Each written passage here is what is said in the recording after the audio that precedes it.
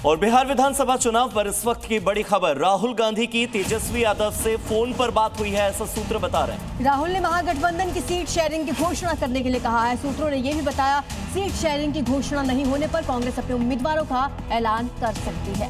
तो बिहार कांग्रेस अपने उम्मीदवारों का ऐलान करेगी।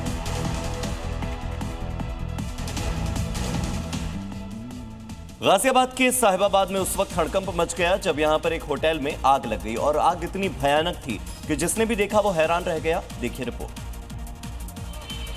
घटना साहिबाबाद के राजेंद्र नगर सेक्टर 5 की है, जहां खन्ना टावर के प्लॉट नंबर 2 पर बने होटल प्लूटो में आग लगी गई। आग इतनी भयानक और तेज थी कि कुछ ही पलों में आग पूरे होटल में फैल गई। जानकारी मिलते ही दमकल की गाड़ियां मौके पर पहुंची और आग पर काबू पाने की काम शुरू किया। करीब 1 घंटे की कड़ी मशक्कत के बाद आग बुझाई जा सकी। आग कैसे लगी ये भी साफ नहीं है, लेकिन बताया जा रहा है कि होटल के बेसमेंट में पतंजलि मेगा स्टोर भी है। गनीमत रही कि होटल में मौजूद लोगों को बाहर निकाल लिया गया।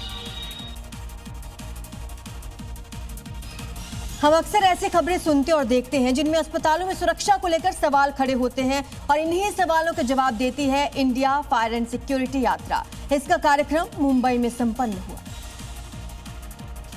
IFS यानी इंडिया फायर एंड सिक्योरिटी एक नॉन प्रॉफिटेबल ऐसी संस्था है जो फायर सेफ्टी पर काम करती है और जागरूक करती है कि कैसे आग से होने वाले हादसों से बचा जा सकता है।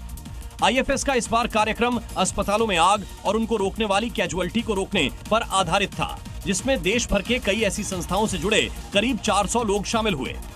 हॉस्पिटल के लोग बहुत ज़्यादा वल्नरेबल होते हैं क्योंकि वो जगह वैसी है जहाँ पेशेंट्स होते हैं, तो वो जगह ऐसी होनी चाहिए जहाँ हम ज़्यादा से ज़्यादा सेफ्टी के बारे में सोचें। इस दौरान घटनाओं के खतरे, इमरजेंसी रिस्पांस सिस्टम और स्मार्ट टेक्नोलॉजी के उपयोग पर विस्तार से चर्चा की। साथ ही इससे जुड़े उपकरणों का लाइव डेमोन्स्ट्रेशन दिया गया। बहुत सारा प्रोग्राम में डिस्कशन इसके बारे में हुआ। Maharashtra fire services, Mumbai fire brigade, थाना fire brigade, Navi Mumbai fire brigade, सारों ने हमारा सहकार दिया हुआ है।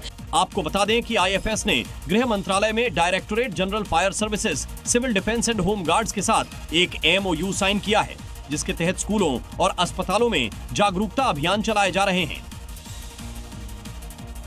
उत्तर प्रदेश के संभल और बरेली में दंगा करने वाले कट्टरपंथियों पर एक्शन का असर अब नेपाल में भी दिखने को मिला है। नेपाल के जनकपुर में दुर्गा विसर्जन जुलूस पर बोतलें और पत्थर बरसाने वालों के खिलाफ बुलडोजर एक्शन की तस्वीरें सामने आई।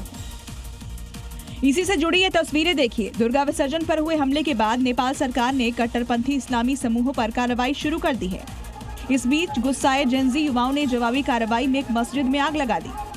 योगी मॉडल की ये झलक पड़ोसी देश नेपाल से सामने आई है, जहां कट्टरपंथी जिहादियों की अवैध संपत्तियों पर बुलडोजर गरज रहे हैं। जेनजी युवाओं ने नेपाल में नफरती गैंग के खिलाफ जवाबी कार्रवाई में एक मस्जिद को ही आग के हवाले कर दिया, जिसकी तस्वीरें सोशल मीडिया पर भी वायरल हो रही हैं।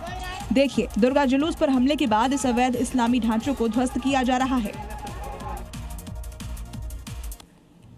उत्तर प्रदेश के मुजफ्फरनगर से इस वक्त की बड़ी खबर, पुलिस और एक गोकश के बीच में मुठभेड़ हुई है। मुठभेड़ में 10,000 का इनामी गिरफ्तार कर लिया गया है। मुठभेड़ के दौरान आस मोहम्मद गोली लगने से घायल हुआ है। आस मोहम्मद पर गोकशी के आधा दर्जन केस दर्ज हैं। इसके पास से तमंचा और कारतूस भी बरामद किया गया।